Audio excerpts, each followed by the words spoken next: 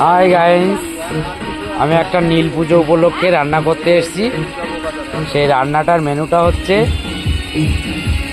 লবণ, লেবু, সাদা ভাত, মটরের ডাল, মুগ ডাল,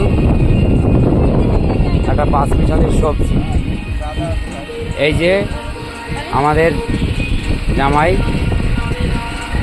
ভদ্রলোকের বাড়িতে এসেছি আমি রান্না করতে। বাড়িটা কোথায়? বেলতাতে আমি এসেছি রান্না করতে। নীল পুজো উপলক্ষে সন্ন্যাসীদের খাওয়াবে, সেই উপলক্ষে আমি রান্নাটা করতে এসেছি। নিরামিষ রান্না, 300 লোকের আয়োজন। আপনারা সবাই দেখুন, যে রেসিপিগুলো করব আপনাদেরকে সব এক এক করে দেখাবো।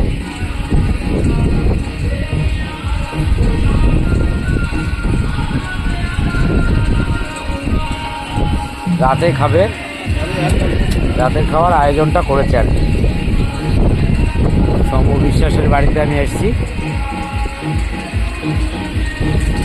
উনি প্রতি বছরই এই সন্ন্যাসীদের খাওয়ায়। লাইক করবে, কমেন্ট করবে, শেয়ার করবে।